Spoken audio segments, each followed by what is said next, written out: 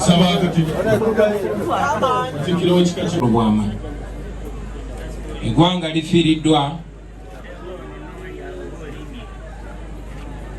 entertainment industry efiiriddwa, Obuganda bufiiriddwa, n'olulyo luvuganya gavumenti olwanira enkyukakyuka lufiiriddwa. Nze nno Kato tabadde kyali wange nnyo,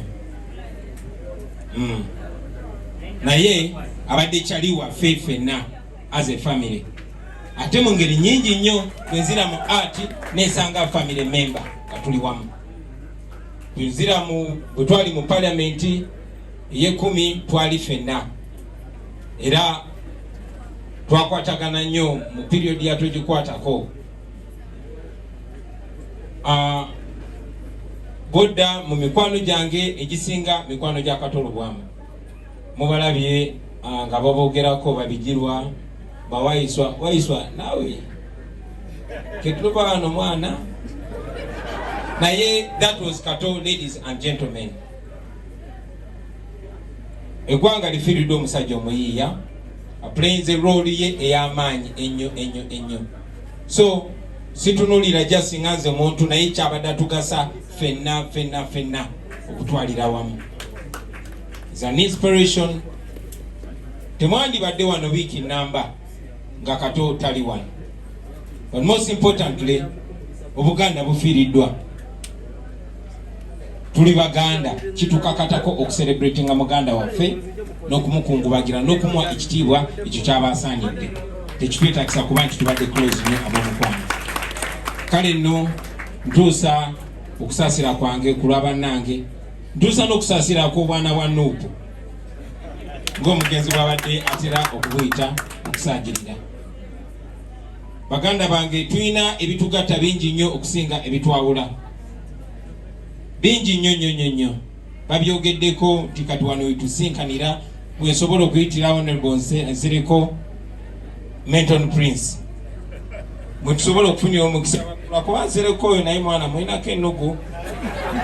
Naye tuli ba Luganda, tuli baana bawamu.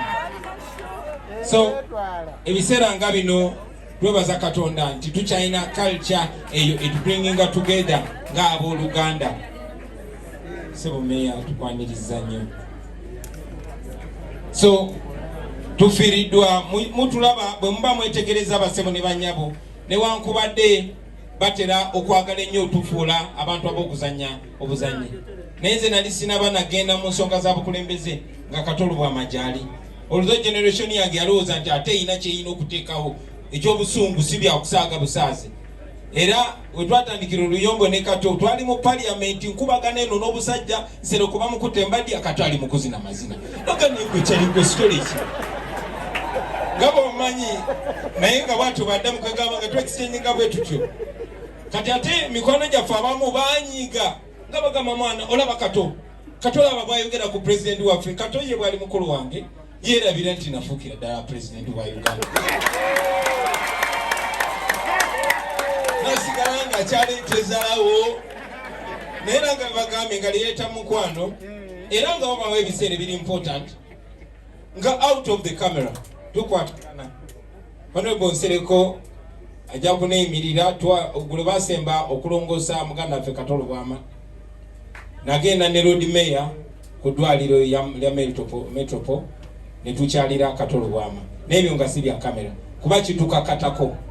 Nkakasa nebyabadde yekyangaawo nga nafunye obuzibu era yandisooseewaawo ne bannanga abalala kubanga kibakakatako kitukakatako. Naye kiri important tuzimbe eyo culture tugiyigirize n'abaana bamenye nti tulina okuwaŋŋana ebitiibwa ne bwe tuba tusaaga. Tulage ekifaananyi eky'omukwano kubanga ebintu bingi nnyo bye tukola babigoberera ebya siriyasi. So mu kaseera kano jagadde mu ngeri ey'enjawulo family ya Kato Lubwama bannange mbasaasire. Naye muganda wange Kato lwaleero nga tukusiibula jagadde omanye nti sikulina akombwa. Tambula bulungi mulongo era bwe tuba tweguddeko mu party 2 omanye nti tuli ba Luganda, tuli baana bannambi ate tuli ba artist. Ate eggwanga litwenyumirizaamu nnyo. Njagala obasaasira mwe n'aba artist bannange tufiiriddwa naye kale bwe kubanga okufiirwa kwe kusigadde tugata kutugatte nga tujjemu ekyamagezi kale bwe kubanga okufa kye kisigaddewo okutujjukiza importance gye tulina tugimanye bannange ba artist tuli intelligent bw'oba otutte ebbanga n'osoma articles mukadde waffe Ashraf Somogerereza awandiika ojja kumanya tuli intelligent Honorable Mpuga kyogeddeko munnange tuli intelligent Kato was an intelligent man you artists you are intelligent Faith highest mark ya intelligence waliwo omusajja omu yemudugava kyasinza okuba omugezi bamuyita Marcus Garvey yagamba a civilization is not complete without its art the highest form of expression of human intelligence but you artists have let thieves run away with what belongs to you era nasanyuse nnyo nga mundaba muganda wange John Segawa annyonnyola ku TV nti tebayina ate tufuula abatategeera nga tefe tusinga okutegeera tosobola kuŋŋamba nti mwekolamu omulimu nga mukukolera mu office ya muntu sinze artist yasooka okujja okwogera amazima bangi nnyo bagoogera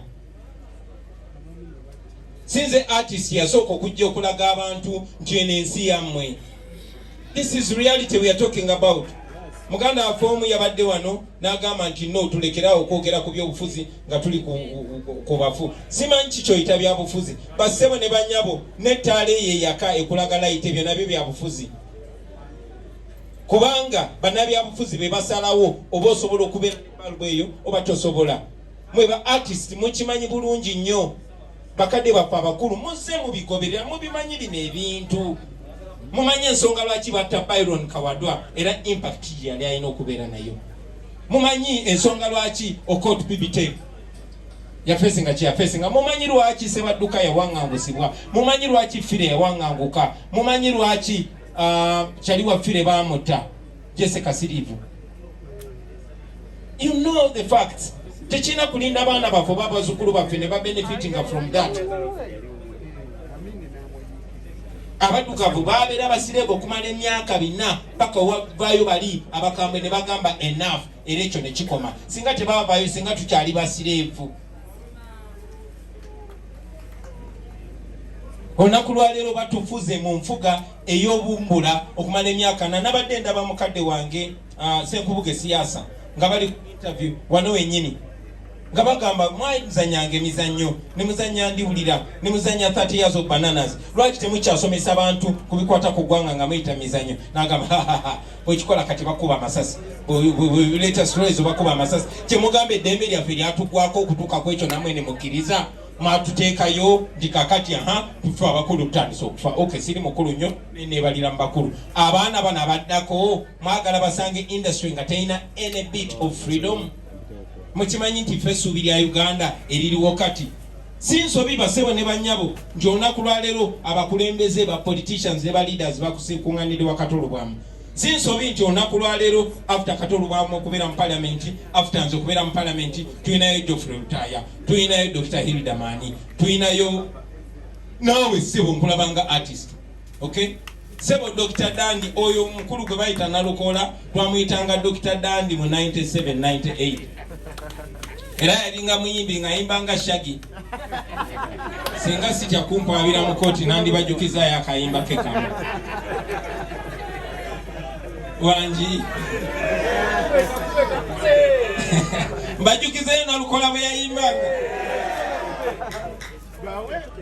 mbajjukize Dr. Dandi ne bwe bayimbiranga ddala aŋambye akkiriza alowooza nti Dr. Dandi oyo gwe mulaba gwe bayita Nalukoola lawyer wa DP twayimbanga naye nga nyimba ne mukwano gwange gwe bayita Master Parrot nga twagala nnyo twalina akayimba ke bayitanga Hot Guys in Town naye olulala bali bamuganye okuyimba ne muwa chance naye ajamingemuko naffe omanyi nga bakulemesa okuyimba kiringa mwe ba politician nga muno tagenda kufuna chance kwogera era jja nayimirira n'ogamba pozi kamba weyo neona ne bugunya ababuzigedaki naye era nayisawo bakabwe naffe bwe twabeeranga so olunaku lumu mbandi ku stage nekyali wange Master Parrot ffe twali babi nga tebasobola tugana kuyimba naye nga Dr. Dandi yatambudde kuva Kawempe azze bamumye okuyimba So ne mulane ngamba featuring Dr. Dandy naye mukanaja ku stage naye ali very talented twayimba ne mu microphone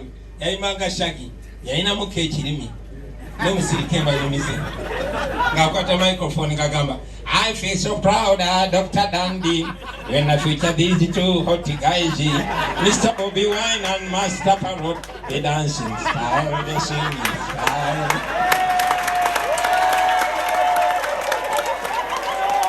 Dr. Dandy.